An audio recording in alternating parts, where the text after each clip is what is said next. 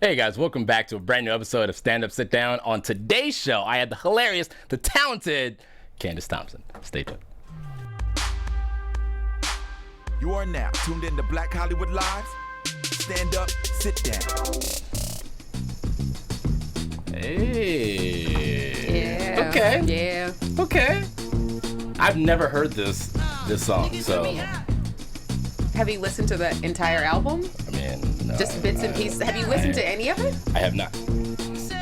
None of it? So you're popping my Anderson .Paak cherry right now. So Are you serious? Yeah. I can't believe you. This is why I do the show, so I can get cultured. I mean, well, I'm glad I'm bringing some culture to you. But goddamn, this album was like the dopest album of last year. You should have been heard this. I will definitely check it out. Yeah, please. Welcome, Candice. Thank you. How are you? I'm fantastic. How are you? I'm doing good. Good. You know, it's Sunday, 5 o'clock. It is. Right back here again. It is. How was your week? My week was exhausting. You know, I had to fly to New York to tape the Tonight Show with starring Jimmy Fallon, and now I'm back. And it was a whirlwind of a week. That was a nice usage of alliteration for everyone that was grammar great. freaks. Yeah. Yeah. Thank you. Okay, no, we'll definitely talk about that. But let's go all the way back. Okay. Let's go back to when young Candice was born. It was 1993. Queens, right? Queens, I can't New York. believe you didn't question the 93 No, thing. here's the thing. This is Hollywood. You know what I mean? Like, So whatever I'm your just gonna IMDb, go with it. yeah, whatever your IMDb says, then that's what I'm gonna believe. Whatever your driver's license says. I'm 17, everybody. That's All right? yeah, that's it. I was born exactly in the year 2000. That's what my IMDb says. But born in Queens and then grew up in Cincinnati. The nasty natty. What kind of kid were you growing up? You know, I'm gonna go ahead and say my goofiness has always been there. I've always been a silly person, so that hasn't changed. But when I was a kid, I was super shy. Really? Super shy, and I don't know where that came from, but like so shy that we're like, I remember going out to the movies with like my sister and my cousins, and they would be like, we don't know what time it is. None of us had watches apparently, and they were like, Candice, could you go ask? We want to go see a movie, and they were like, go ask the chick in the ticket booth like what time it is, and I was like I wouldn't even, and I was like 10 or 11 years old, right. And I would be like, no, I'm not going to do that, just because I was so shy. I never raised my hand like in class if I had a question. Wow. I would always just sit there and be like, I don't know what this is, but I'm gonna go home and figure it out. And I would just not know for the rest of the class, and I'd figure it out later. That was my plan. I'll just be stupid today and then hopefully figure it out. And if I don't, I guess I just won't ever know. That's how shy I was, yeah. So how did you grow out of your shyness? I don't know. I honestly don't know. I can tell you when it changed.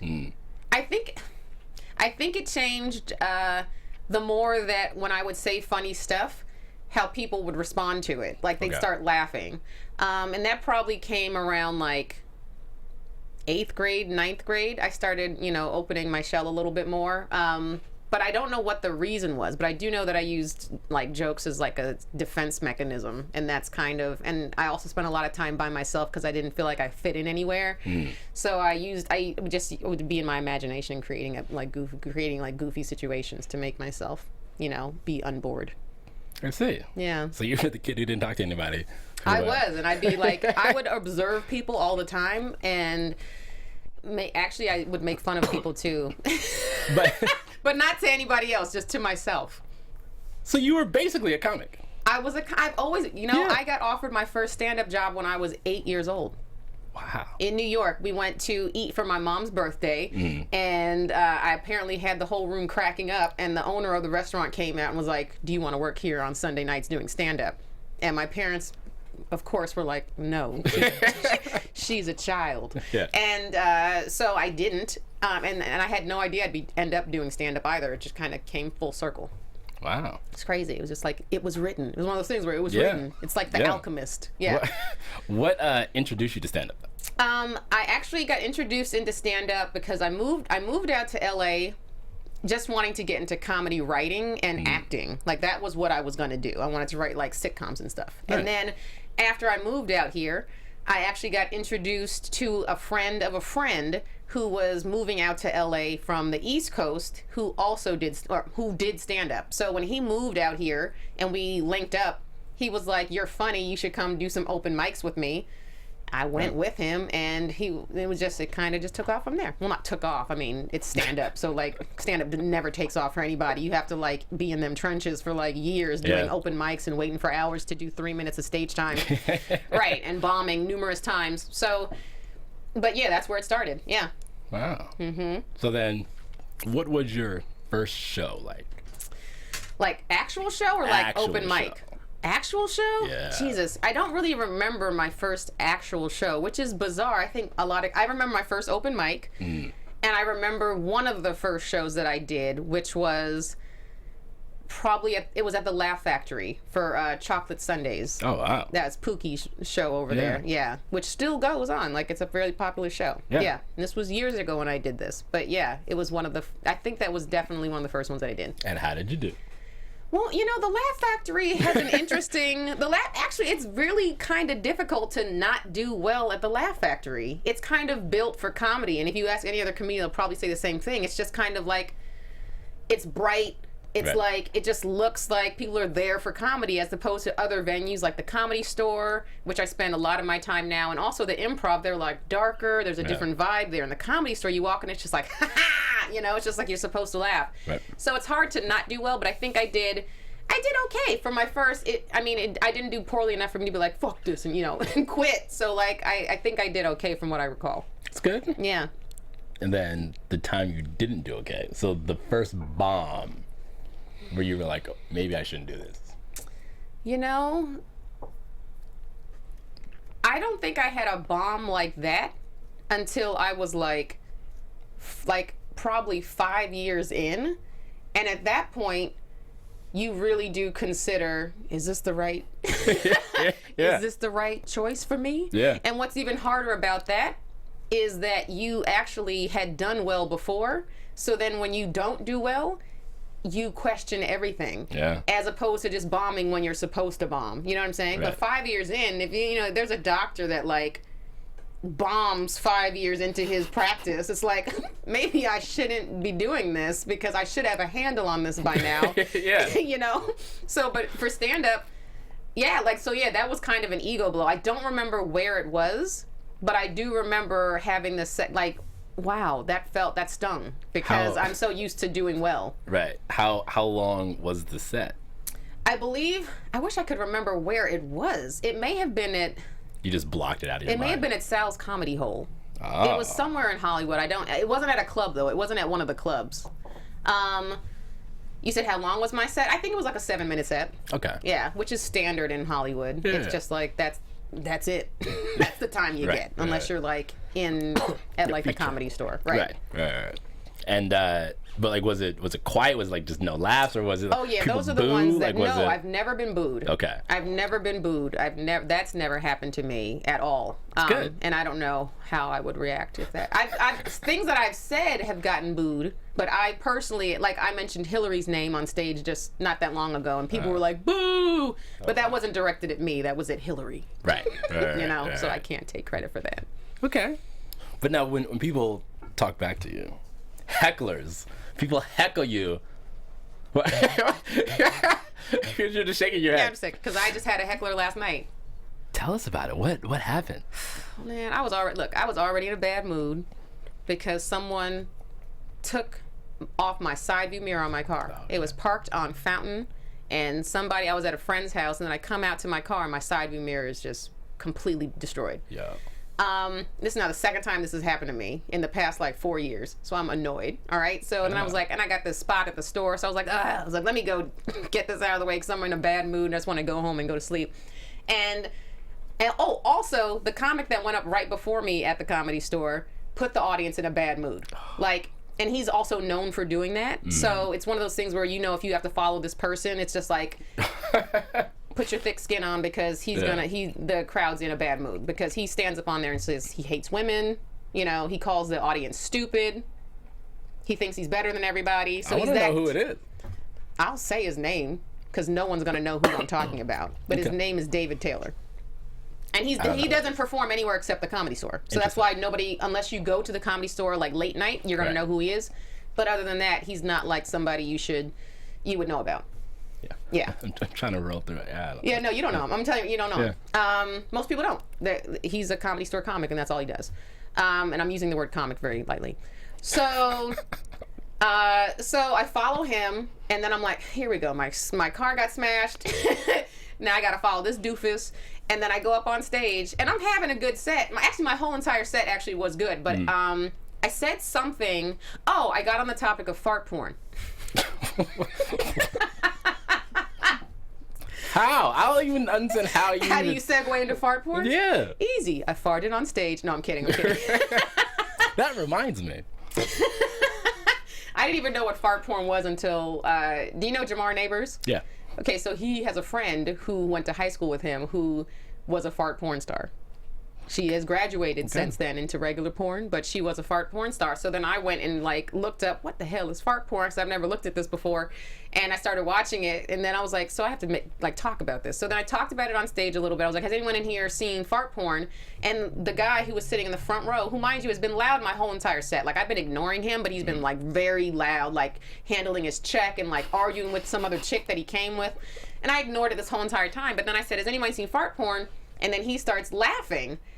And I was like, uh-oh, I got a laugher up here. That means he's seen it because he laughed so organically. It meant that was like, oh, shit, I've seen fart porn. And then so he took it upon himself then to say, actually, no, I was laughing about the part where you said you were single because I knew it. He was like, I could tell. Wow. Because I said I was single like right before I got into fart porn. So that was him like being smart, trying to be a smart ass by saying, of course you could tell I was single because obviously who would love me? You know what I'm saying? Right. So then I was like, oh, wow. I was like, you got jokes tonight, huh? And then he starts like, he was like, well, you gave it to me or whatever. I was like, actually, sir, no, what I said to you was actually very nice. It was like, that was just me saying, transitioning the conversation saying, oh, you watched fart porn, which your response led me to believe that. So I was not being an asshole to you. Actually, you've been being an asshole by talking through my whole entire set. And then he said something back, and I was like, you know that I can have you removed if I want to, right? Because every comic has the power to do that. If you're on stage and someone's being belligerent, you can have them escorted out. Right. So then he stands up. And he was like, well, I was on my way out anyway. I was like, then why don't you just leave then, sir? And then he goes, well, I was going to leave. And then he goes, see? And he goes, this is one that starts yelling at me. This is one of these liberal left people that, blah, blah. And he voted for Trump. Right. Had like on a whatever, I don't know. He just looked like a redneck. And I was like, oh, here we go, a Trump supporter. And then I was like, sir, please leave. You know you're in LA, right? Go back to Montana. Your voice is not going to be heard here. Like, you're in Los Angeles. Do you think that there are Trump supporters here? Please kindly escort yourself out of here and get, sterilized before you leave. So that was last night, which hecklers don't normally come at me. They really don't. Yeah, that was intense. Like, well, I was like, man. It was intense, but it was... I mean, I was already in a bad mood, so I wasn't here for any of it. I was just like, sir, you done got me on the wrong night. Yeah. Because I'm in a bad mood. And it was, it could have gotten worse, escalated, but it didn't. Like, they escorted him out, and who knows? Hopefully he's killed himself today. Went to church, started drinking moonshine, Well, I'm glad you handled yourself. Back to fart porn, though. No, I'm kidding. Yeah, I'm not. See, here's the thing, because like now, like I'm curious. Like I don't want to, but I'm curious now. So like it may be on my browser history like later on. You know what I mean? You're like gonna look it up. Like it's so are all the viewers. It's one of those things. I feel like it's gonna lead you down like a random tunnel. It's a rabbit hole, and then you're gonna end up somewhere you don't want to be. I watched for like 35 minutes. I'm not gonna lie. Wow. And not because I was enjoying it, but because I just couldn't believe what I was seeing. In the one that I watched, it was two women. It was two women. And I didn't expect that at all. I thought clearly it's like farting and sex. I was like, guy, it's got to be a man involved with this. But no, it was two women. Wow. One of them was just smacking the other one in the face, telling her to fart on command. And I was like, wow, okay. That's intense. That's a little, yeah. It's a I little. mean, think of the diet you have to upkeep. That's a lot of pressure. Was it in like HD too? Yeah. Did you do the whole? Oh no! I mean, maybe. Because you might as well give Maybe yourself it the was- full experience. Put it on your TV. I did. I used my Chromecast and I cast it onto my Yeah. television so that it would be, Turn 30 the inches. surround sound. I don't need it in surround sound. How do you write jokes? Like, what is your process of coming up with new material? It's always something where it's like, where I feel passionate about something. If I feel passionate about something, then I'm like, okay, there's something there. Even if I don't know what it is, I'm going to find it because I'm feeling a certain way about this subject or whatever it is. And it doesn't have to necessarily be anything serious. Like, it could be politics, but at the same time, it could be like bacon. You know what I'm saying? Like, it's just, it doesn't matter. Right. If I feel passionately about something, I'll just have to write it. But I try not to go for the obvious joke. Like, if something is obviously funny, that's not where I usually go, like, lean towards. I usually try to find something that's obviously not funny because that's where you can find funny. So, Right. Like, I have a web series that me and my friend Brenda did, and we had, like, stuff about, like, domestic violence. And it's like, to the normal person, it's like, that's not funny. Right. And it's not funny. Domestic violence in itself is not funny. But, like, when you can turn something dark and then find the funny in it, that's what I think is the challenge and what excites me, like, as a comedian.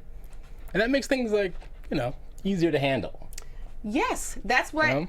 Being able to laugh at the dark things, and I've actually had people tell me that, like, laughing at certain things when they were going through things made them feel better. So it's like, yeah, and then to tell people that they can't talk about things and to censor, like, somebody reached out to me on Facebook after my Tonight Show appearance and was like, and they had gone on my Facebook page apparently, and they were like, well, I was a fan of yours until I saw that you were anti-Trump and blah, blah, blah. Like, you are funny, but you should keep your opinions about politics to yourself. And I'm like, so you do know that I'm a stand-up comic, like... Right. That's... like, that's why I have a microphone, is so that I can talk about whatever the hell I want to talk about when I want to talk about it. So it's like so ridiculous for someone to reach out and be like, you can't talk about this and you shouldn't talk about this. Like, Well, and that's the thing. Like stand-up, it's the last form of just pure, uncensored, talk. oh, but they're trying to censor it. I know. The PC police. I know. Comics are getting in trouble. There was Fuck 'em. there was a Canadian. That's how I feel. There was a Canadian comic that got, like, fined because he said something. Yeah. And I'm like, what could you possibly say that someone's gonna fine you for? But that's the age we live in now. Like, it's- They're trying to ruin. They're ruining comedy. It's stupid. You gotta fix it. Saturday Night Live writer who got got fired for talking about Trump's son. Yeah. I mean, here's the thing. Please. I've said this on this show many times. You guys can go back and watch all the other episodes, and I say the same thing. Yeah. No matter what the topic is, race, religion, sexual orientation, male, female, misogynist, whatever. If it's funny, listen. I mean, here's the thing. Like, you can say some of, like, the harshest stuff, but if it's funny. Exactly. And my point is with being able to say whatever we want to say, it's the intent. Yeah. It's the intent behind the words that we're saying. Right. So if I say something in jest, obviously I'm kidding. It's ridiculous. Someone got at me on Twitter because I tweeted that Elian Gonzalez, that he's like, because he's an adult now, and I was like, oh, he is fine. He can come to the United States whenever he wants. And somebody was like, you F cunt, blah, blah, blah, blah. Wow. He's a communist and blah, blah, blah. And I was like, do you not see my Twitter handle, Jokes by Candice? Also, if he wants to come back to this country, I welcome you, Elian. I mean, he probably won't be able to come back now, thanks to this new executive order, but he can always come to my house. If you watching, Elian, call me, boo. See? Tweet. Slide in them DMs. Get in them DMs, He's legal Elian. now. He's legal now. Yeah, he's like almost 30 now, isn't he? No, I don't know. I don't know if he's almost 30, but I feel like he's at least 22. Yeah. That's 30, same thing. Yeah. No, it's not. He has hair on his chin. That's all you need, right? At least a couple. A little hair on his Hey, chin. Elian. So are there any jokes that are off limits to you? No. I mean, some that I don't do just because I don't want to have to fight or try it out so much, you know, and overcome all the obstacles against it. Like, there's just, I highly doubt that I'm going to make fun of cancer. Like, I just highly doubt. That's not something that I feel like. I have a good cancer joke. Do you really? Oh my God. Yeah. Do you want to say it now? No, because it's like a long thing. Oh, okay. It's a whole thing. See, and that's just one, and I think that might be the only one, but other topics are not off limits to me. Like, I've, like, rape jokes. And this is someone, myself, who has survived sexual assault. So it's like there's, you know, again, there's a therapeutic element to being able to laugh at that. You know, one of the funniest moments for me was, I can't even say it was funny because it did sting at the time, was when I was, because I had told two of my comedian friends, Gerard Carmichael. If you watch his show on NBC, it's a great show. Everyone should check that out. Hilarious. The Carmichael Show. Yeah. And also Jamar Neighbors, who I mentioned earlier, or now I've mentioned him twice. Two hilarious people. And they were really good friends. So they both know about, like, me being sexually assaulted. And this one time, and the sexual assault happened, like, when I was in college. So it was a long time ago. And they started, like, riffing about it. Like, we were talking about it, and then they started riffing. And I was sitting there like, are these two motherfuckers riffing about my sexual assault? And then I was like, oh my God. And I had to laugh at the things that they were saying because it was genuinely funny. Right. And at that time, and I'm telling you, it helped me. It was very therapeutic for me in, you know, growing from that experience and getting past it. Jamar is also, one of my friends who's, she went through a divorce and her husband left her, and Jamar had gone over to visit her right after he left, and his name is Ben. And he looked at her and he was like, man, I miss Ben. And it was one of those times where it was like, oh my God, that was so evil, but at the same time it was so funny that it outweighed the hurt of the situation for her, and she just laughed out loud, even though it was still too real. And it was way too soon. Well, but like that's the, and I don't believe that that's true. The whole too soon thing, I don't believe it. I don't believe it's true. I agree. But it's something nice though, where you know that something tragic has happened. You know, and you have friends or you have people who are able to take that, slap you in the face with it. You know, and then you're able to kind of like, all right. Because life is going to go on regardless. Yeah. Yeah, and you better be able to laugh at things because otherwise you're going to go crazy. Yeah. Yeah. It doesn't get easier. It does not. We can see what this past week has shown us. Life does not get easier for anybody. Dear God. Especially if you're brown. Yeah. Yeah. See, and you're kind of lucky because you're like kind of brown, but not really. I'm not brown at all, actually. In the right light, though. In the right light. Like, in this blackface, though, Candice, you kind of dark. Yeah, no, I'm like the whitest black person you'll ever meet aside from like an actual albino person. Okay. Yeah. And because you talk about this in your stand-up that both of your parents. They're mixed. And they're half black and half Native American. And I don't know about the half part. I just know that that's what comprises both sides of my family. I don't know, like, because it's not half. Like my mom's dad was, and there's white in there too. But like, I don't know. There's no white people. Right. There's no white people like in my family. So I can't be like, I don't know who was white in the family. But I do know my mom's dad was Native American and white. Okay. But he was darker than all of us. Well. Like, it just doesn't make sense. Yeah, I mean. But yeah. You know which blood's thicker. Yes, we do. Yes, we do. Would you ever apologize for a joke? No.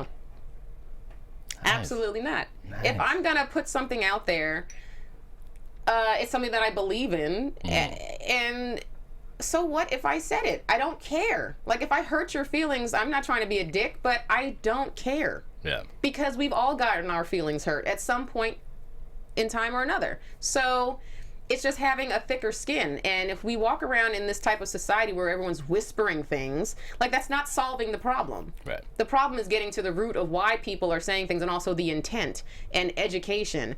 Like, you can say whatever, like, people still, I know people that will have comics. They'll still say like faggot when they're in their sets. Right. Do I get offended by that? Now, I'm not a gay man, but at the same time, I have gay male friends who aren't comedians who don't care that that word is being used because they know the intent behind it is not malice. Right. So it's not an attack. So yeah, no, I don't believe in apologizing for jokes. Even jokes that don't go over well, I'm not going to apologize for them because there's something there that I believed in at some point. Maybe it didn't get worded properly and it just didn't land like it was supposed to. But I'm not going to apologize for it because I know there's nothing that's coming out of my mouth that is meant to hurt anybody. What about comics that do apologize for it? You know, with the Dan Natasha's and the Tracy Morgans and... If a comic does it to apologize, if they apologize, they're just doing it because their people told them that they have to. Yeah. They don't mean it. They're doing it because their PR or whoever was like, you need to clean this up because you have money, their endorsements or whatever they're going to lose if they don't. So know that when comics apologize, they don't want to. We don't. Yeah. Yeah, because it's the word one just like it's bad because you're already like, listen, I thought it was funny. 85 other people thought it was funny, but it's the two of you that are sitting here right now that don't think it was funny. Right. And like you have the freedom to leave. Just like I have the freedom to continue saying what I'm saying. Right. When do you know you have like a banger? You're like, okay, this joke is like TV ready. That's so funny. That's a tricky one because sometimes we be writing, we'll be like, oh, this is gonna be a banger. Yeah. And then you do it in front of people and it's like, ooh, that was not a banger. Like, ooh, because you don't know until you try it out. Right.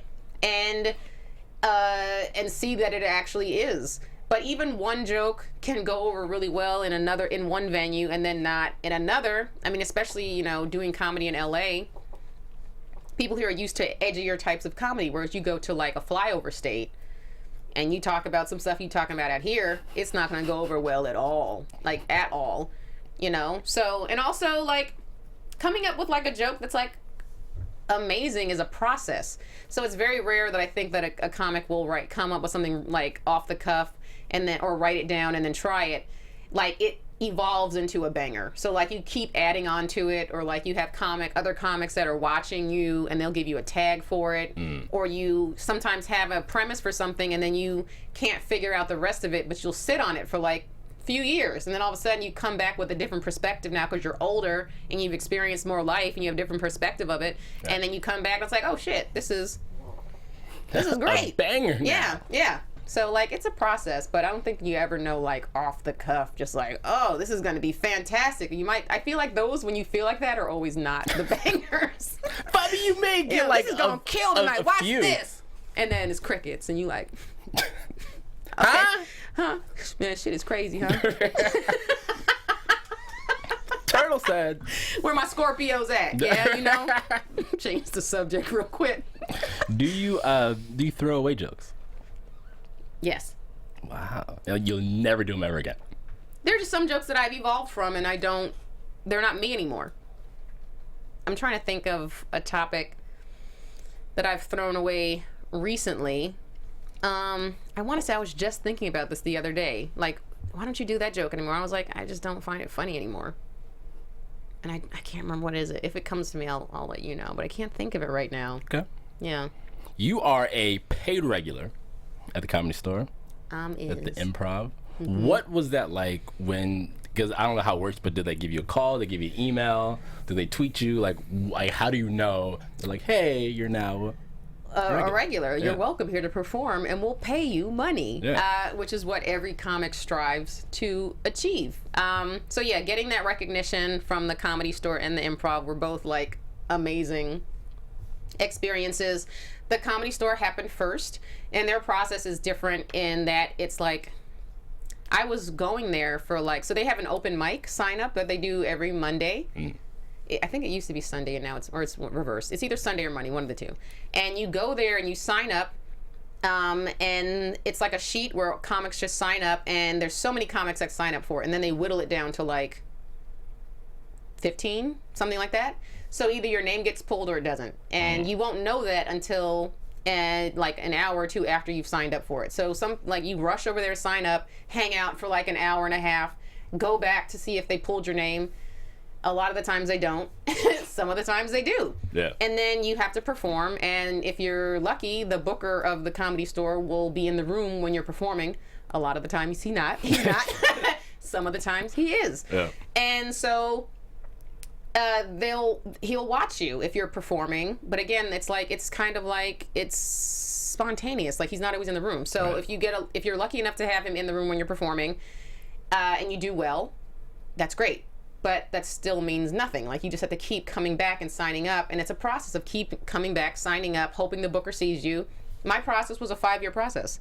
I was at the Comedy Store working my way up the ranks for 5 years. I started doing the open mics, then they passed me from the open mic to the friends and family portion, which is where you call in your availability for the week on Monday, and they give you a development spot, which means they'll put you on a show that's at the Comedy Store, and you get like 6 minutes, and that's once a week. And then if word of mouth starts traveling that like you keep killing like your development spots, like you're just like murdering it and doing a great job, word travels. It'll get back to the booker. He'll start paying more attention to you when you perform. And then if you get lucky enough, they'll ask you to showcase to be a paid regular, which is what happened. So they asked me to showcase, and this was in December of 2014. And I think there was 5 of us, and they passed 2 of us, and I was one of them. So it was me and Earl Skakel. And they called us the next day, and they tweeted at us, and then they put our name on the wall. Wow. Yeah, so that was a whole process. The improv is a little bit different. The improv, I've been going there for a while, and there was no formal, like, letter of announcement that you get passed. You just start getting, like, emails from the booker, like, do you want to do this show and this show and this show? So it's just kind of, like, understood, and you get a headlining night, so that type of thing. Nice. Yeah. So when you go to the Comedy Store, do you look for your name every time to No. like touch it and like walk in? Or? No, not, I mean, I don't want to brag, but I got like prime real estate. It's like on the front of the store. Nice. So like even when I'm not looking for it, like I can see it because it's in the front, which is fantastic. Wait, but is it like in like the front, or is it like in the front? It's on the front, like the first wall that's like right by the curb. Oh, okay. It's in the front. So Nice. yeah, so I don't even have to really look for it because it's like right there. But no, I don't just go up to it and be like, oh, like when it first happened, yeah. But that was 2 years ago now, so yeah, I'm used to it now. This is nice because it's like It's some recognition. Yeah. Finally, it's like, oh, this work I've been doing. and you're up there with legends. Seinfeld, Chris Rock, Yeah. Chappelle, Yeah, that's Pryor, great. Carlin. Yeah. Means a Riot lot. LA. But also there are a lot of people up there who you never heard of. They still do comedy? No, he does. He does Shucky real estate Johnson. now. Who is Shucky Johnson? It's a great name, though. That's a great. I know. It sounds. He It's a- sounds so hack already. Yeah, I can see the suspenders. Yeah. Yeah. Riot LA called you one of the comics to watch, They did last year. and people started paying attention to you. I think so. I don't know. I think so. I hope so. Now, like, do you feel any more pressure now that like that things are starting to happen and people are like people you're on list and it's like a whole thing and. I mean, yes, I feel like there's always, once like people expect a certain quality from you after they've seen a certain quality from you, it's like, now I gotta uphold that quality. So it's like, I can't be out here bombing everywhere because they'd be like, why was she on the comics to watch list? Why did she get passed at the Comedy Store? Right. It's like, so yes, there is a little bit of fear involved with that. One of my biggest fears is like all of a sudden just waking up and not being funny anymore, which I don't know if that has ever happened to anybody, but it is a fear. It is a fear, and whether it's legitimate or not, I don't care. It's something that I carry. But I try not to worry about anything, and I try not to think about what if and the what if I do a show and I bomb or whatever. I try not to think about that because that's just living in fear, and I don't believe in that. I meditate a lot now, and that helps with just Nice. my believing in myself and being self-assured and knowing that everything's going to be fine regardless. So yeah, I try not to think about that too much, but there are expectations that once you have a certain level, people expect from you, and I get it. Like, I see why people dip out after like season 2. I see why Key and Peele, like, they're like, oh, we did, was it 2 seasons or 3 seasons maybe? Key Or was and it Peele? 5? Yeah, like 5.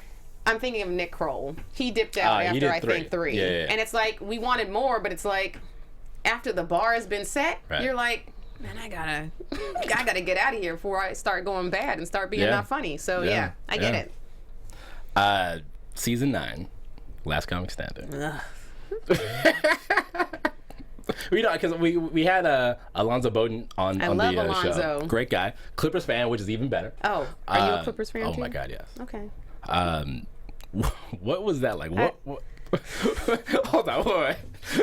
We'll get back to the. I mean, Clipper no, thing. there's no need to get back. I really don't even pay attention to sports. I don't know why. That was just a sigh that came out for no reason. I get it. It's not, apologize. we're not the Cavs. Like I get it. I get it. But they're doing well. Ish. I believe you. They just got blown out by Golden State last night. But Oh, yeah, it was. I almost cried because it was really bad. sorry to hear that. But season 9, Yes. Last Comic Standing. Yeah. Why do you have this? Because Because it was a terrible experience for me. Was it? Yeah, it was terrible. What happened? The judges were mean to me.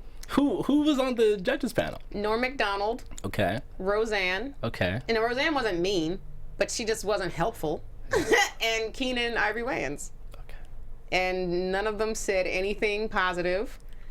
Norm Macdonald specifically said to me, well, first of all, let me preface this by saying I had a good set.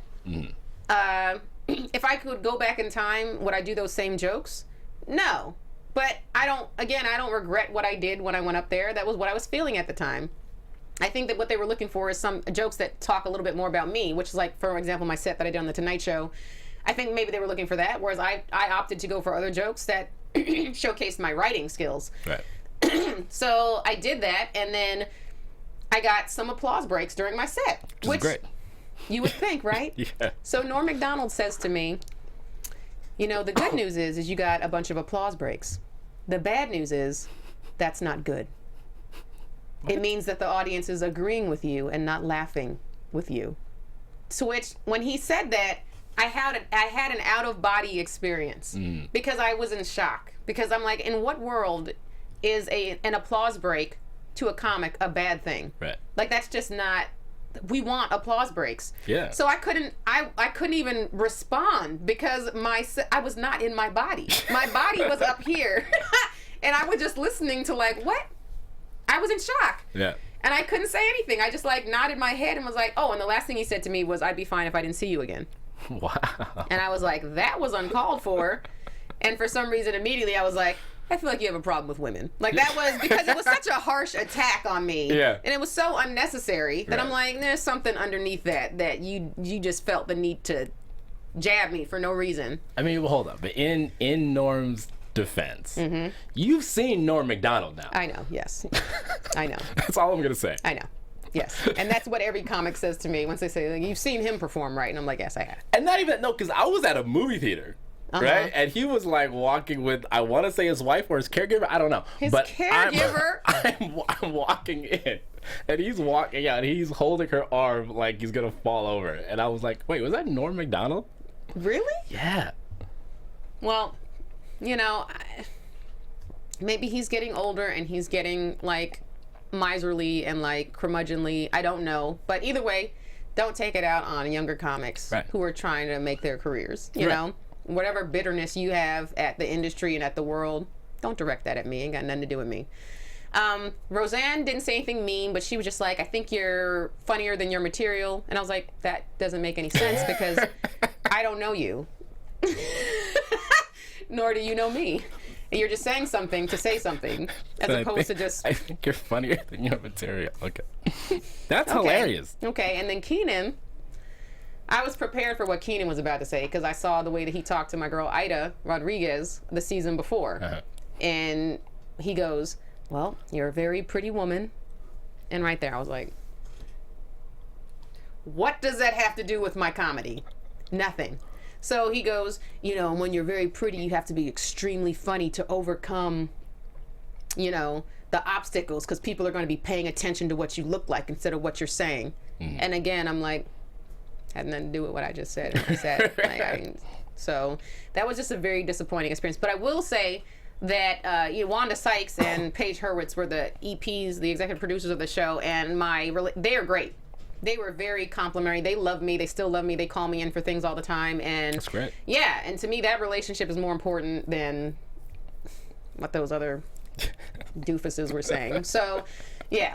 Like, and they were like, we're not here to ruin anybody's career, so, you know, we're going to edit out all the mean things that were said to people, especially if they were not deserved, which most of the mean, like, I have a friend who did that show, she was on the taping with me, and she came out of her audition crying because of what something Norm said to her. That's crazy. And it seemed like he was targeting women. It was really, really bizarre. That's crazy. Wow. See, these are things that you don't see on television. Exactly. This is the behind the scenes the true Hollywood story that happens in Hollywood. Ugh. So, and you know, based off of your experience, do you believe that female comedians have it harder Yes. than their male counterparts? Yes. I think that women in general have it harder than men, and that's honestly, that's not an opinion, it's just a fact. It's a male-dominated world, but it's also, yes, a male-dominated industry. Not just entertainment, but comedy specifically is mostly men. So, you know, like, Keenan didn't say anything the way about how any of the guys looked when they went up and performed. Right. You know? So, like, that shouldn't have even been a topic of conversation, but it is because I'm a woman. So, yeah, women already have a stigma of not being funny at all. Yeah. And then it's like, if you are attractive, and this goes for men and women, if you're attractive and you do stand-up, it's a knock against you because people are going to think you're not funny just from jump. Because you don't normally expect attractive people to be funny. It's just not something attractive people have had to do. We all know that, like, funny comes from, like, pain, and the assumption is that if you're attractive, you haven't had much pain. Right. You've had everything handed to you. So people don't expect attractive people to, you know, be able to swing the jokes, but we do. Yeah. And but yes, women do have it harder. Absolutely. So you feel like every time you have to go out and, like, kill, not just for yourself, but for, like, we have to represent. Everywhere. Right. But even so, like, you'll do well, and a guy will still come up to you afterwards and, like, you were pretty funny for a woman. I could be the funniest person on the lineup, and he won't recognize that. That happens all the time.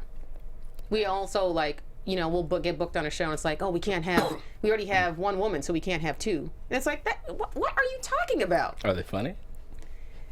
Are both women funny? That's the thing. Even if they're not, shouldn't be a conversation, because what if there are 4 men who aren't funny also on that lineup? Well, yeah, well, which that's happens just a terrible all the show. time. Right. Well, who books that? Because I don't want to do it. Yeah, Who books that? That's a terrible show right there. But yeah, it's just very uneven. But I think what it is with the women-men thing is that it's so few, like, there's more men that do it, so it's a numbers thing. So because there's less women, if a funny woman or a woman who's, like, in comedy isn't funny, it just, you remember it more because there's less of us, you know, to it's like a bigger piece of the pie when someone sees it. Yeah, it sticks out more. But you do sling these jokes, and you were on Roast Battle. I was on Roast Battle. How was that experience? Because Jamar, that's like his, like, he's part of the thing. wave. Yeah, he's part of the another background secret for our listeners is they probably don't know that the wave was actually originally called the Negro Wave. Did you know that? I did not know that. Yeah. No. Okay, so the show Roast Battle started as a live show at the Comedy Store in the Belly Room. Yep. And it actually started because 2 comics were going at one another, and other comics were watching this.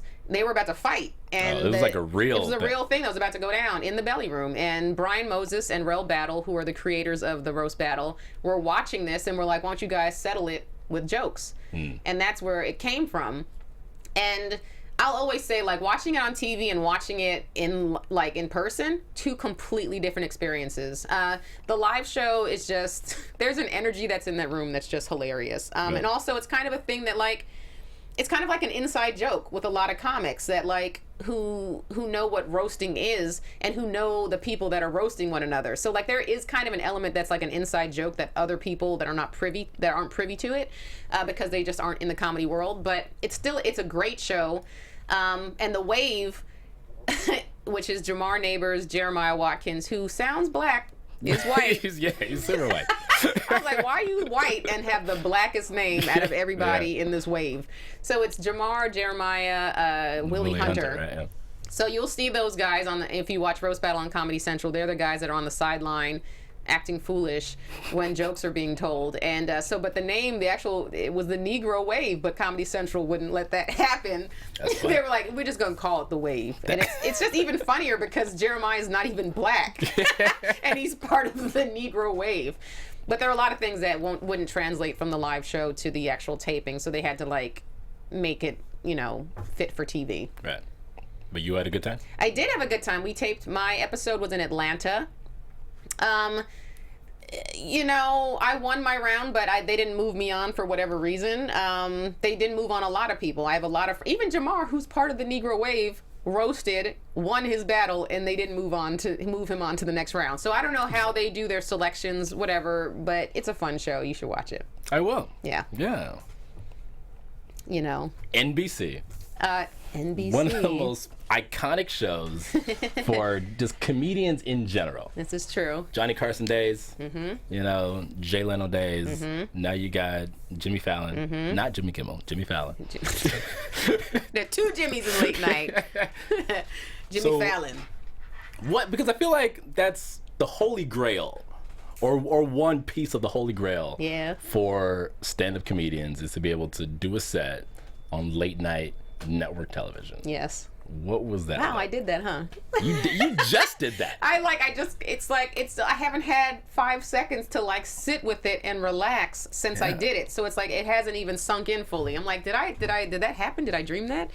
Yeah, that was amazing. I got a call from, what happened is that I did the NBC stand-up. I don't know, are you familiar with this? They have diversity? It is a diversity thing, but they kind of took the word diversity out of it now for whatever reason. So now it's just called Stand-Up NBC. Yeah. And it's an annual competition that they have. And they do more or less look for diverse people, of course. But they don't. I've seen white people in the finals before, so whatever. So I did that competition in 2016, last year. And I made it auditioning all the way from San Diego and then going to the callback showcase, which was in San Diego, and then made it all the way to the finals that happened in November of last year at the Improv in Hollywood. And so one of the judges that was part of that process happens to be the booker for The Tonight Show. Nice. So, yes. So that's how, he knew who I was from whatever, we're Facebook friends or whatever, and I see him out and about, but I don't know if he'd ever Excuse me. Facebook friends. I'm just Facebook friends with the booker of The Tonight Show.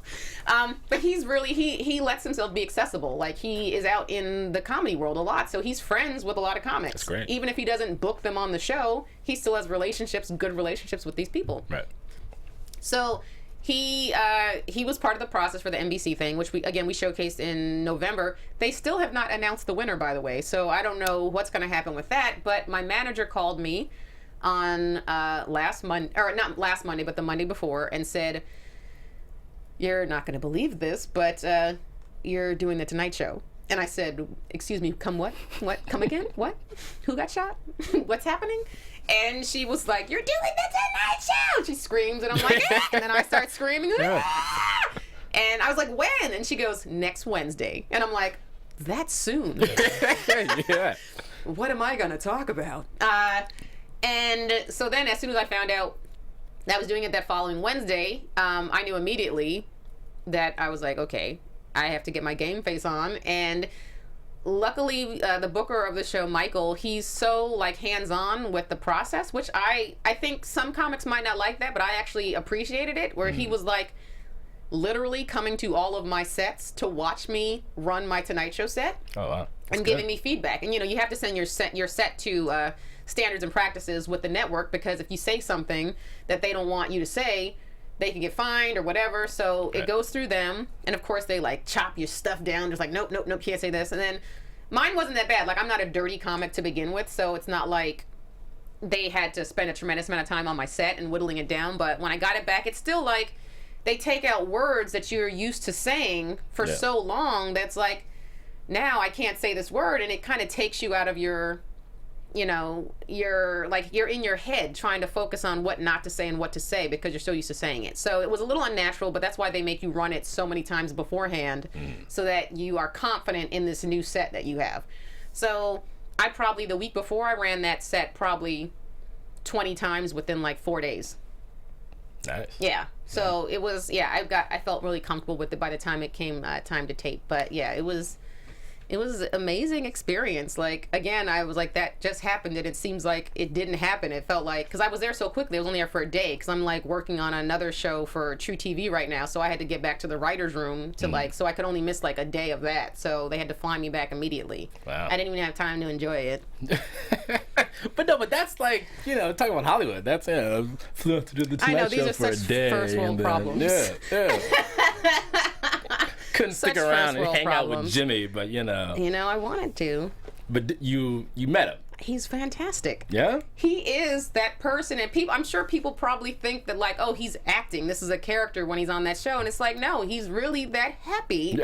He came to my dressing room right before the taping started, and he was just like, thank you for doing it. I'm like, thank me? Thank you. Like, you gave me this huge opportunity. You don't even know who I am. You're like taking the word of this booker that you have who believed in me so much, and it's just like, thank you. But he was so cool. We were just having a conversation about stand-up. Like, he was one of my peers. It was just like, we were talking about the Comedy Store and like other comics like Dave Attell, who we both think is brilliant, and just like respect, man, respect. Yeah. And then talking to the Roots afterward, me and Questlove were talking after. It was just like, it's fantastic. Yeah, that's dope. And I think probably one of my favorite moments was when you said that you walk into a room and you don't get the head nod. I mean, that's my life all day, all long. It's just wanting the nod. It's a never-ending pursuit of the nod from But black I feel people.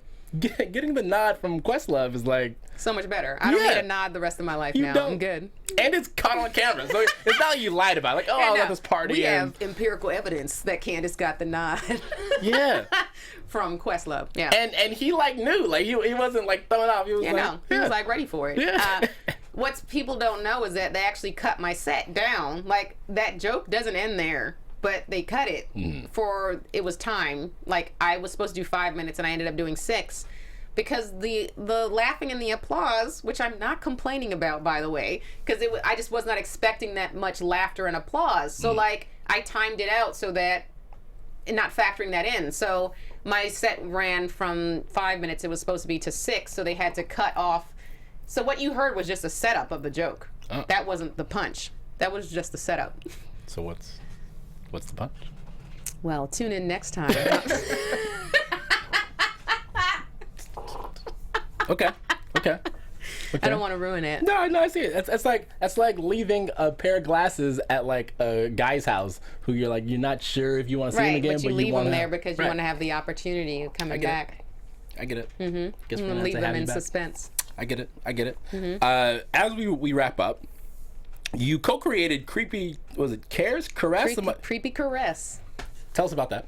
Creepy Caress is my web series that I have with one of my best friends, Brenda Colonna, and we're both very like dark and edgy with our comedy. And I don't know if you've ever seen the show Strangers with Candy. Have you ever watched that? Amy Sedaris. One episode. It's an older show. It's like from the late 90s. Yeah. And Amy Sedaris is the one that created that, and Stephen Colbert is on that show. He's part of the cast. It's a great cast, and it wasn't the inspiration, but we were both so inspired by that type of comedy that we were like, let's do a web series and see what we can come up with. And the name Creepy Caress came from, it's so silly. So if you ever watch television and movies, even more so, you'll often see an old man, usually an old white man, going up to a woman and like touching the side of her face like this. Hello. Right. Or touching the side of her arm. And she didn't ask for it. Yeah. He's just giving the hand. Just giving this old creepy hand. And I've always been like, that is so creepy and weird. Also, it never happens in real life. Like, I've never seen somebody just go up to somebody and go like this across their face. So I started doing it, like, to people. I would be, hello. Whenever I would meet somebody, I would just touch the side of their face. And I did it so much that it became this thing that people started expecting from me. And my name just kind of got associated with creepy caressing people. And Brenda was like, I think we should make that the name of our web series. And I was like, you know what? It's weird, and I like it. That's So funny. it stuck. So yeah, we're trying to gear up with season 2 for that, like, right now. So Nice. yeah, So check out season 1. season 1 on YouTube. Just search Creepy Caress and you'll find it. Perfect. Yeah. And you have a podcast. I do have a podcast called Offarious, the show that is offensive and hilarious. And that's also with Brenda Colonna, who is my partner with Creepy Caress, and another friend, Derek Morrell. He's our fact checker on the show. And we just talk about nothing. Again, nothing is off limits. It's funny because I have, like, since I've done The Tonight Show, I have, like, some new fans now, and they'll, like, send me messages on my website or send me messages on Twitter like, you're so funny and I love that you're clean and blah, blah, blah. And I'm like, yeah, I don't even know. It's like, of course I was clean on The Tonight Show. Yeah. They don't give you an option. And I'm not a dirty comic, but if you're expecting like a cookie cutter type, I'm edgy. I'm not dirty, but I'm edgy. And I talk about things that, are edgy. Yeah. They're darker, and you might not necessarily think it's funny off jump, but that's my goal, is to try and make it funny for you. I don't like that people cringe just at a topic. Yeah. If I say abortion and people are like, ugh, and it's like, I didn't even say anything yet. Why are you cringing at the word? Let me say what I have to say. And then if you don't laugh at it, you don't, but that's my goal, is to try and make you laugh at it. Yeah, they don't laugh, just put the wire hanger back in the closet. Yeah, laugh at these dead babies. They're hypothetical dead babies, guys. Come on. Oh my! See, that just reminded me of a. He's like, that reminds me. I gotta pay for this abortion next week. Wow. He's like, I gotta set aside this money. Thanks for reminding me, Candice. You're a lifesaver. No, I can't. I can't do that now. You're not a lifesaver. I can't do that now. Right. What do you mean? With the whole Trump stuff now. Man, please don't get me started. Please don't get me started. Just stop telling people what they can do with their bodies. Just stop it. That's all I have to say on that. Yeah. Besides The Tonight Show. Yes. What has been the coolest moment in your career? Oh, man. Besides The Tonight Show. Because, that was hands down the coolest thing that's happened to me to date. And the white thing about that, I'm going to hit you with one more. I'm like, I don't know. That, like, trumped everything. What has been the biggest lesson that you've learned in your career? Biggest lesson that I've learned in my career is you can't take anything too seriously. Like, nothing means anything. Like, this life is so much bigger than all of the tiny things that we get stressed out about and focus on. Because in the end, again, what of any of this can you take with you? And that's just something that I probably would have learned regardless if I was in comedy or not. But being able to like laugh at myself and being able, I'm surrounded like all the time, getting to laugh all the time. Yeah. And it makes you appreciate like, who gets to do this? It's just like you get to have fun and you're with your friends and you're doing what you love. So like, I know that I'm having the time of my life doing this, and I know that a lot of people don't get that opportunity. So like, I'm embracing and I'm enjoying every single moment of it. But I'm not gonna let something that happens, if it's a gig or something that I miss out on or some audition that I don't get, I'm not gonna let that ruin my perspective, and I'm not gonna let it bring me down, because I'm living this life, and it's just a blessing to be able to do what you love, and you can't take it too seriously. Nice. Nice. Yeah. Last thing, and then we gotta go. Yes. What advice do you have for young comics or young people that want to quit? Stop it. Don't get a job. Just go back to work. Go to get a trade. I hear coal mining's coming back. Run away from it. That's what he's saying. Don't do it. Leave. Yeah. No. Okay. That's not my advice. My advice is to a young comic: if you feel like you're funny, then try it. Just because other people tell you you're funny doesn't mean that you're funny, but you should still try it, and you'll know whether or not it's right for you, at least after the first few years, I feel like. But comics they push themselves into this, I think where they think a comic has to do and has to behave a certain way, and people get addicted to the lifestyle of being a comedian, and that gets them carried away instead of focusing on what's funny. Right. And what's like, am I really good at this? So what I would say is, if you truly care about comedy and you want to do comedy, do it. If you're just doing it to get famous or to fulfill some weird hole in you because your parents didn't love you, then you can do that if you're funny. But if you have a hole and you're not funny, just walk away. Ralph's is hiring, guys. Because some people are dead inside and are not funny, and they should not be comics. But if you're dead inside true. and you can turn that deadness into hilarity, then go for it. That's true. And where can people find you online? Online, you can find me at Twitter at Jokes by Candice, and that's Candice, not ACE. And then same for Instagram, Jokes by Candice. Also, I'm on Facebook. You can just search my name, Candice Thompson, my fan page, like my fan page, and then also on CandiceThompsonComedy.com. And then check out the podcast. Offarious on iTunes, the show that is offensive and hilarious. And watch season 1 of Creepy Caress on YouTube. Thank you. Thank you. It was fun. We had a great time. It was amazing. Right? It was amazing. This is now my second coolest experience after The Tonight Show. I mean, if you would have said 1, that would have been great. But, I get it. I'm not a liar. Thank you guys for watching. Of course, you can find me all over the internet at the Nick Perdue. And until next time, we'll see you soon.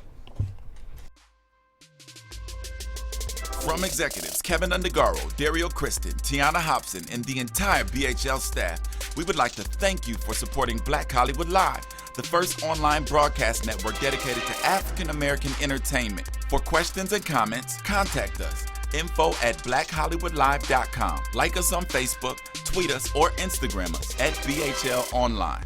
And I am the official voice of Black Hollywood Live, Scipio. Instagram me at KingXOBay. Thanks for tuning in.